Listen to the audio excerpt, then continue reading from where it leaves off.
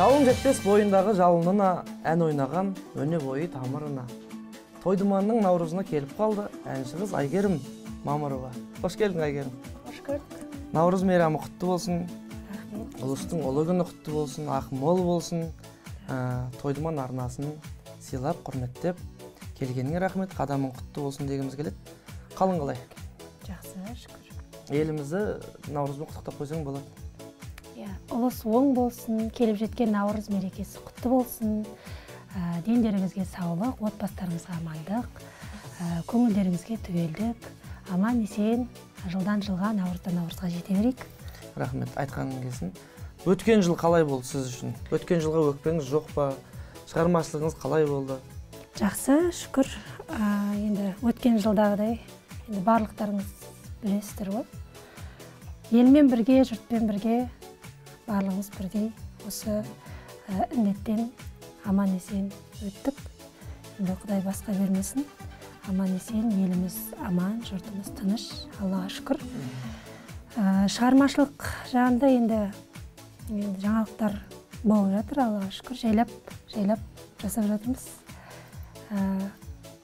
Бастысы қандай жылдамдық емес, бастысы тоқтап қалмау. Ақырындап жайлап жүріп жатырмыз. Әрине, жайлап жүрген жақсы. Сізді білуімізше, осы Алматыға қадам басқаныңыздан бастап білеміз, бірге жүргенбіз концерттерде.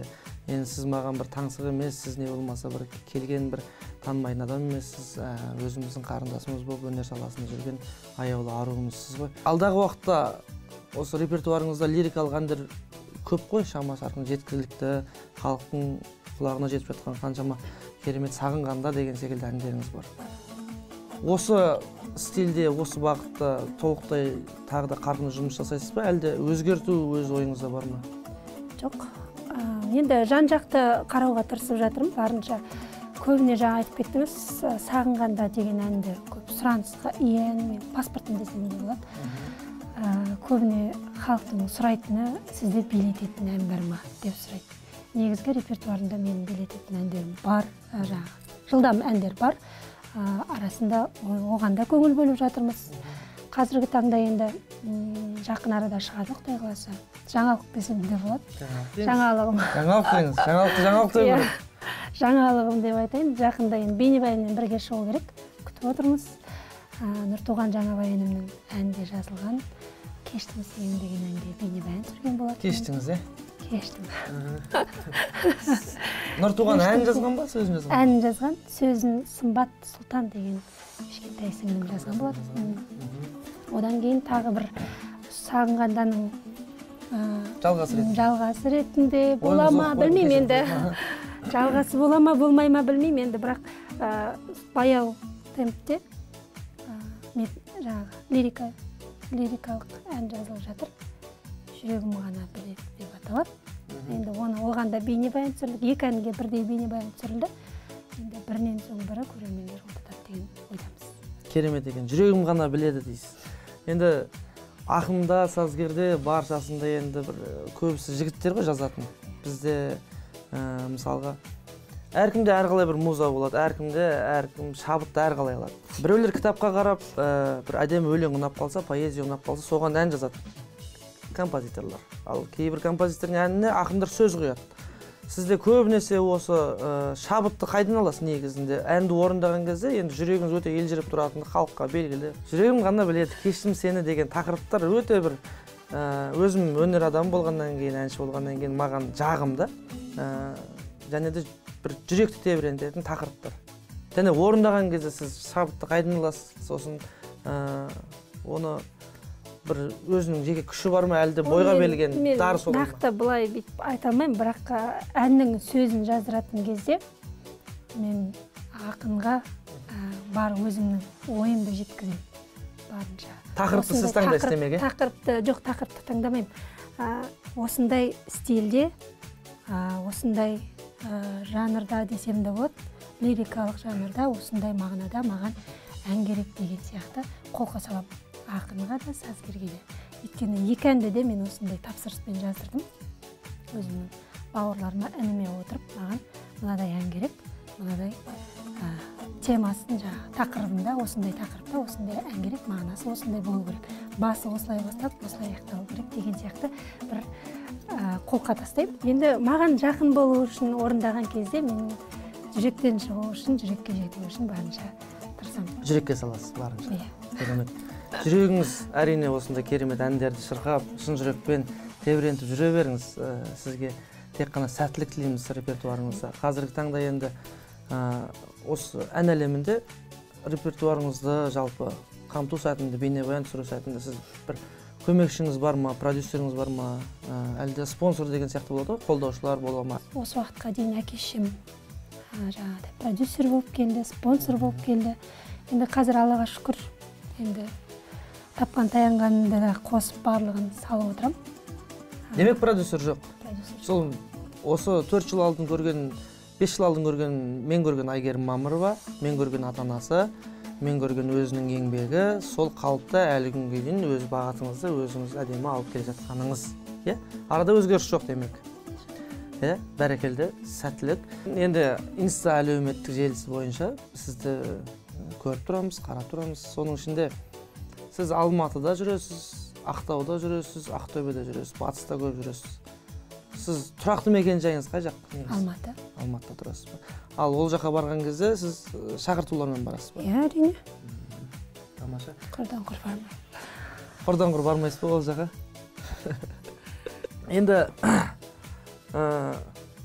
қыздың жасын сұрама, қыздың жасы 18 деп жатамыз ғой. Студиямызға орамалсыз келгеніңізді түсінікті, қазақтың қазіргі таңдағы бойдақ қыз екендігіңіз. Алдағы уақытта сізге сөз салып жүрген жігіттер бар ма, әлде жоспарыңызда тұрмыс құру жағы қалай?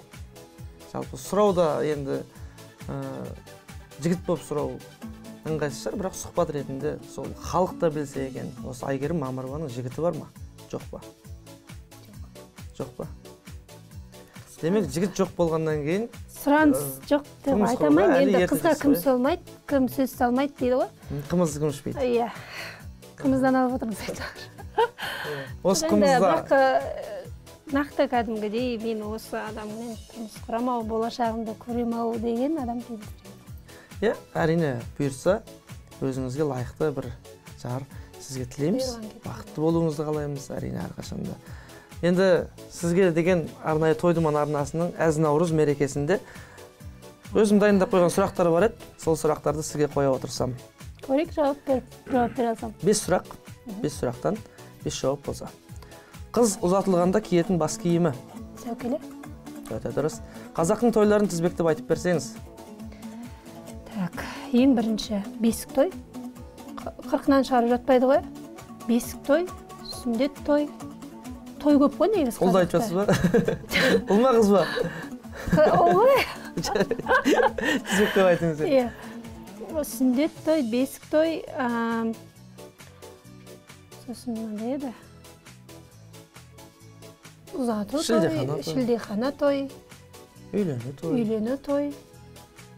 Болды? Болды сіздің ойыңызша? Меніңше болды, білмеймін ба? Әдемі. Негізгі маңызды тойлар сол тойлар. Үлкен жаңағы. Шолпы деген не? Шолпы деген шашпау айтпайтын бет. Мен білмеймін, сіз айтуыңыз керек. Қыздың шолпысы дейді ғой, шашпау, шаштың шашпау таққан кезде қыздың шолпысы шылдырлап жүреді ғой, шолпысына деп. Соны шолпыл деп айтады, е? Соны деп ойлайтын мен. Сен сөйтіп ойлайсың? Мен сөйтіп ойлап жатырмын. Көрерменіміз астында комментария жазып қойдар, инстаграмыңыз. Айгерім Мамырова. Кешірім қойыңыздар. Қызға 40 үйден тыйымның қайсысын білесіз? Ойлану керек негізі.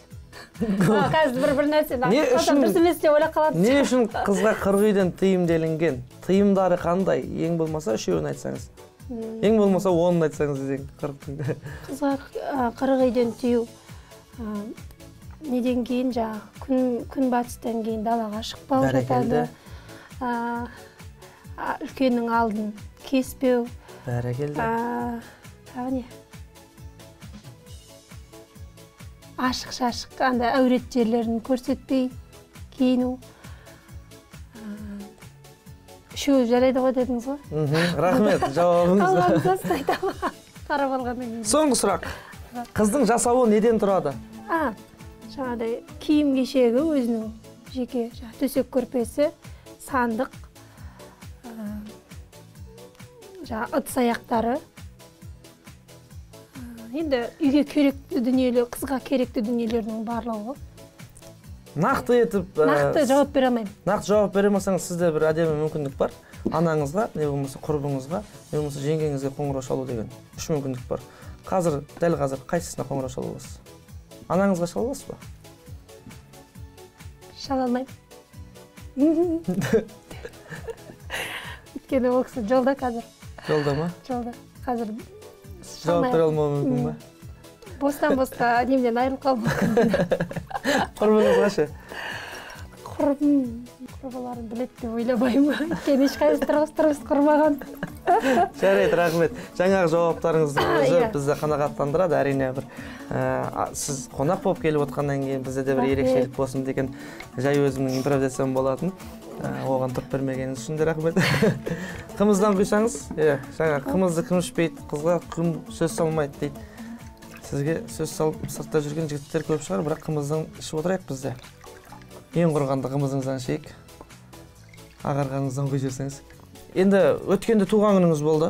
Құттықтаймын туған күніңізбен, шын жүрекпен туған күніңізде өзіңіздің қатарластарыңыз, эстрадамыздың жарық жұлдыздары, біздің інілеріміз, қарындастарымыз болды. Қарасам, туған күніңізде жазып қойыпсыз. Мамырова Патима? Мамырова. Неге сонда сізді қазір барлығы Мамырова деп кеткен ба? Негізі Айгерім ғой есіміңіз. Негізі есімім сол жағын айтып өтсеңіз. Өйткені мен байқауымша Инстаграмнан Айгерім деген жазу көрмедім. Мамырова. Сіздің өзіңіз мен Мамырова дейсіз ғой. Негізі Айгерім деген есім көп таралғанда. Мектеп кезінен бір сыныпта біздер 5 Айгерім болғанбыз. Содан кейін бізді барлығы фамилиямызбен атап кеткенде, содан кейін Мамырова қайда барсам да. Білмеймін не екенін. Айгерім деп көп ешкім атамайды. Айгерім деп қалса бір түрлі қарап қалады болды кейде. Атыңды ұмытып қалдың ба соңғы уақытта? Мамырова десе барып қарайсың ба? Керемет. Сол себептен. Ол да бір ерекшелік. Айгерім деген есімнің көптігінен шығар деп ойлаймын. Мен де мысалға концерттерде барған кезде, Әлқожа Бергел дейді ғой, сол сияқты. Мамырова дейді сізде. Әрине, Айгерім Мамырова болып керемет өнер әлемінде қалықтап, шалқып, қанатыңызды кеңге жайып, әндеріңіз әуезді болып қашанда елдің ықыласына, көрерменнің көз айымы болып жүре беріңіз. Енді біздің Той-думан арнасы келген әрбір қонағымыз өзінің әдемі әндерін орындап, жаңағы әудемейдің қазақ жоқ қой. Сондықтан бір әуде жіберсеңіз. Мен жаңа сағынғанда деген әнді сұрадыңыз ғой. Сұрадым. Сол әнді орындап берейін. Келсеңші ауылыма еркем, күн көрпе жамылғанда, бассаңшы бауырыңа еркем, кеудеңде жаның бардай, жаның барда, хақың жоқ сағынбауға. Жүрсең де мейлі қай ғаламда, жүрегім жүрер айналаңда, жаным ау мені ойлағанда. Өтерсің көлден ағыннан да, жетерсің белден тауыңнан да, жаным ау мені сағынғанда. Ай, бәрекелді, рахмет үлкен. Бақытты болыңыз. Құттықтап қойсаңыз болады.